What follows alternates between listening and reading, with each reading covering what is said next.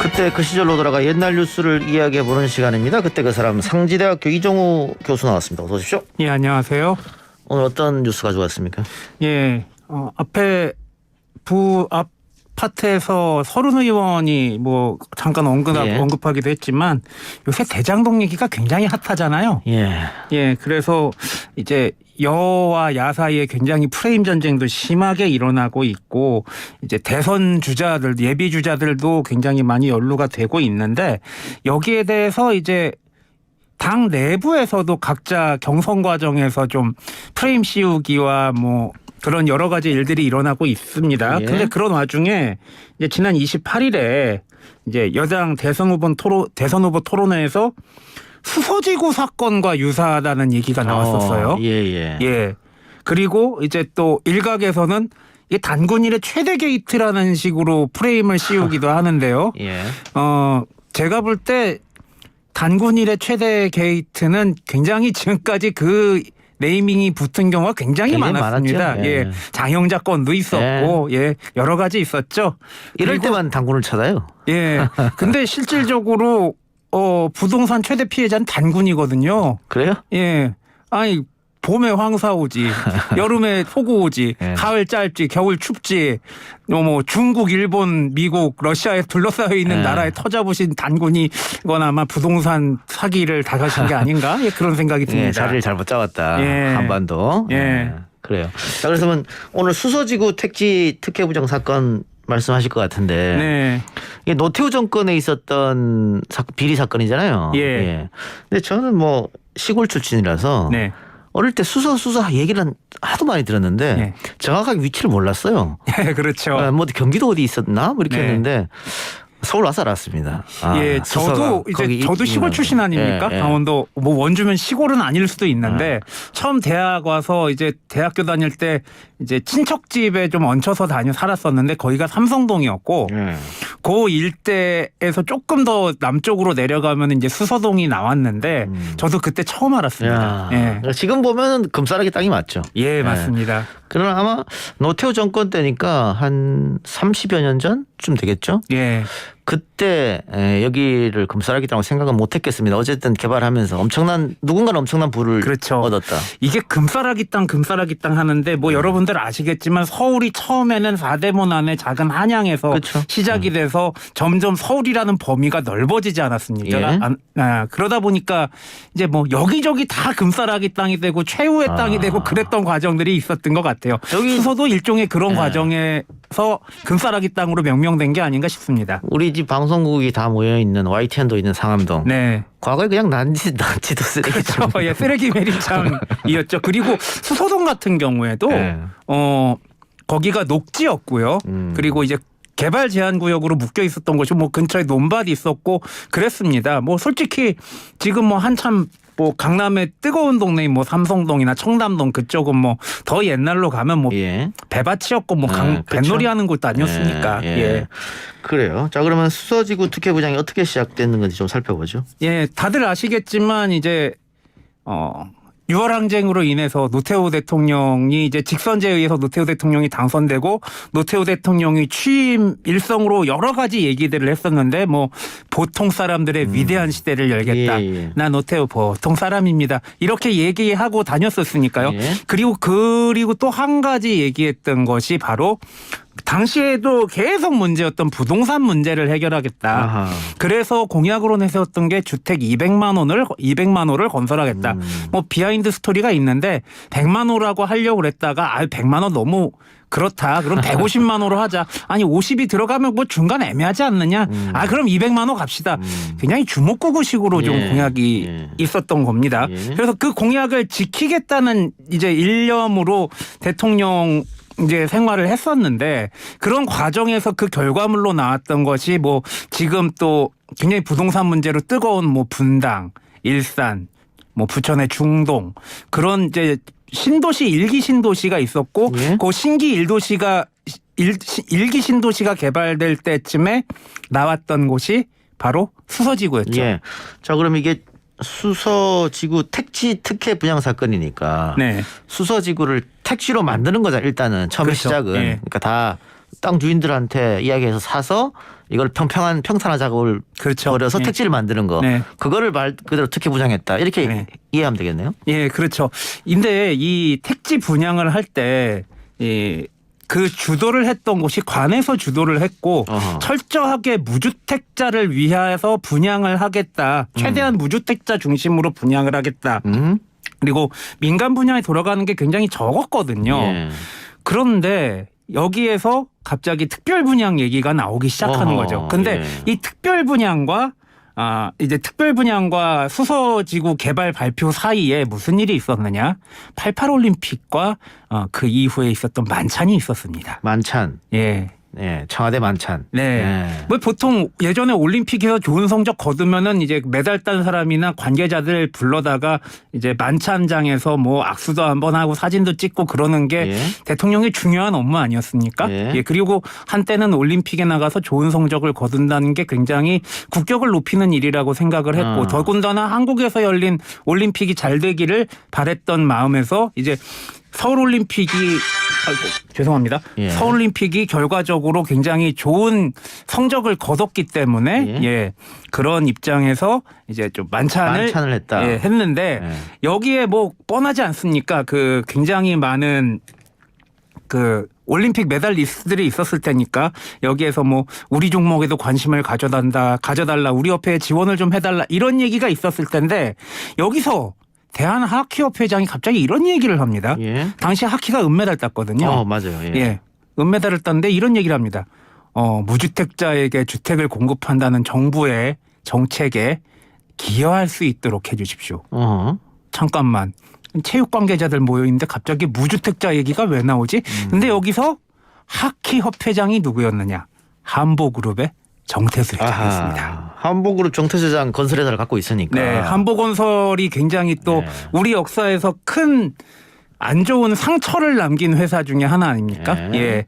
그래서 한보그룹의 정태수 회장이 하키협회 회장으로 그 자리에 참여했고 무주택자를 위한 주택 건설을 위해 힘을 쓰게 해달라고 했고 여기에서 노태우 대통령이 그래요. 네, 알겠습니다. 라고 약속을 하는 바람에 이제 수서지구의 특별 분양이 일어나게 됐다. 원래 공공 분양으로 하기로 했었는데 네. 올림픽 만찬장에서 한보 정태수 회장이 예. 노태우 대통령한테 우리도 좀 달라고 하니까 그렇게 됐다. 예, 그렇게 됐죠. 그럼 또 뒤쪽으로 뭔 돈이 흘러갔겠네요. 예, 뒤쪽으로 돈이 많이 흘러갔죠. 그래서 이 돈이 나중에 어떻게 밝혀지냐면은 이제 노태우 대통령 5천억 비자금 사건 때 한꺼번에 우수수수 쏟아져 나오게 됐었죠. 예. 거기 얘기는 조금 나중에 하고요. 예. 정태수 회장이 사전에 작업을 굉장히 많이 했습니다. 일단 녹지를 계속해서 사들였고요.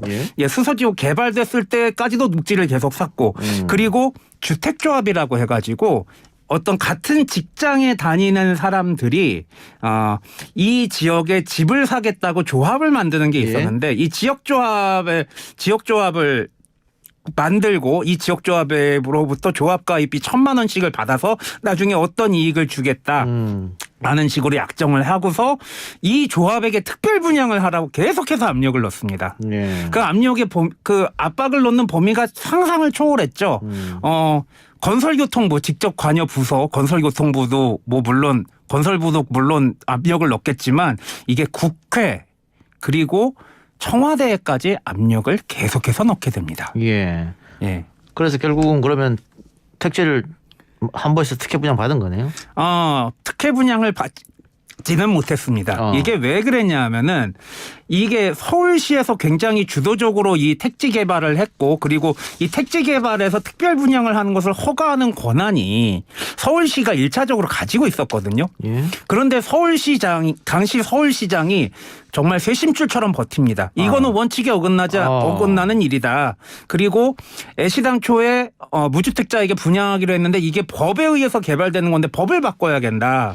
그럼으로써 굉장히 많은 압력이 들어왔음에도 불구하고 특히나 정태수 회장이 계속해서 찾아가가지고 여기 수서지구 특별 분양 좀 해달라고 얘기했는데도 정말 엄청나게 버텼거든요. 그 서울시장과 그때 건설국장이 굉장히 열심히 버텼거든요. 그런데 이때 그렇게 최선을 다해서 외압에도 불구하고 버텼던 서울시장이 고건 전 서울시장입니다. 고건 전 서울시장은 그때 이렇게 버텼다가 괘씸죄로 경질이 되거든요. 예. 서울시장에서. 예. 그리고 나중에 31기였나요? 민선 서울시장으로 다시 당선이 되죠.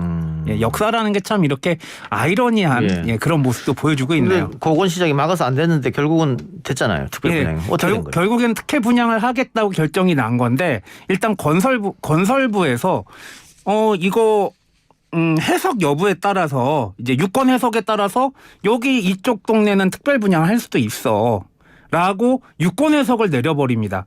그리고서 건설부도 그렇게 해버리니까 서울시로서는 버틸 재간이 없었던 예. 거죠.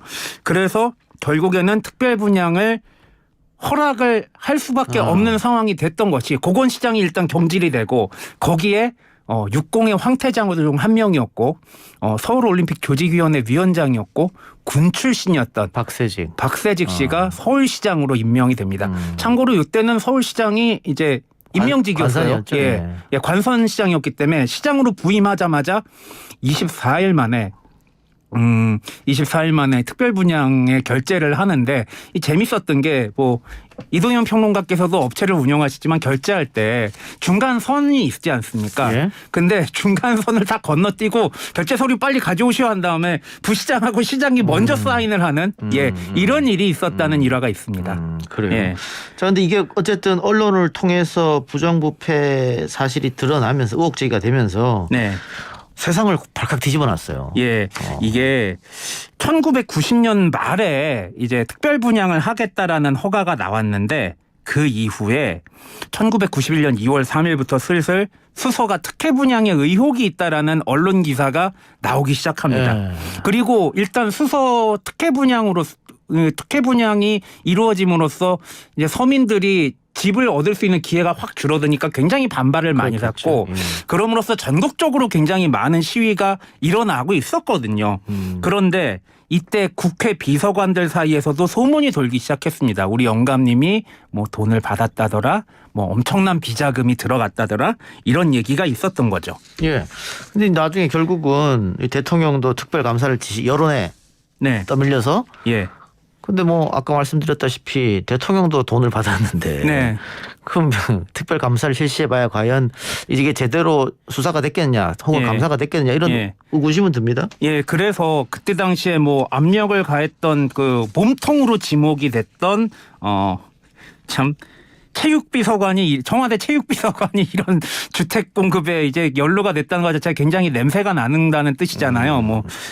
체육비서관 그리고 한보그룹 정태수 회장 그리고 국회의원 5명. 근데 재밌었던 게 여야가 다 섞여 있었습니다. 아하. 예, 이런 사람들이 전부 구속이 되고 사법 처리를 받는 선에서 굉장히 수사가 빨리 끝났어요. 예. 그래서 꼬리 자르기라는 설이 굉장히 많이 나왔는데 이게 나중에 앞에서 잠깐 말씀드렸지만 이제 노태우 대통령이 임기를 마치고 물러난 다음에 5천억 비자금설이 터지면서 5천억 비자금설에서 나왔던 내용을 보니까 1990년 11월 말경 이건 검찰 공소 기록입니다. 예. 청와대 인근 안가에서 한보그룹 총회장 정태수로부터 청와대가 서울 수서 대치지구내 조합주택 건축 사업을 위해서 수서 택지개발지구 중 일부를 수의계약 형식으로 특별 분양받을 수 있도록 해달라는 청탁과 함께 100억 원을 받는 등 4회에 걸쳐 150억 원을 수수했다. 대통령이 특정 기업으로부터 150억 원 뇌물 받고 이렇게 특혜 분양을 줬다 이 말이네요. 예, 1990년이면 우리 중학생 때잖아요. 그때 짜장면 값이 한 1,000원, 1,500원 했나? 하지 않았어요. 1,000원도 하지 않았죠. 근데 그렇다면은 이게 지금 공 하나 거의 더 붙이는 수준이면 1,000억, 1,500억 수준으로 이게 비자금을 한 기업에서만 제공받았다는 거거든요. 예. 나중에 몸통이 노태우 대통령으로 밝혀진 사건이었죠. 예, 그러니까 뭐 수사해봐야 제대로 밝혀지지 않겠죠. 몇 명만 꼬리 자르고. 이 검찰이 맨날 꼬리 자르게 하고 그랬던 모습이 이때도 여실히 좀 드러나는 그런 모습이 아닌가 하는 생각이 듭니다. 알겠습니다. 정리하면서 이 수소 사건에 맞는 고사성 하나 소개해 주시죠. 예. 뭐 화천대유라는 게 뭐냐면은 주역 회사 이름 아니에요, 화천대유?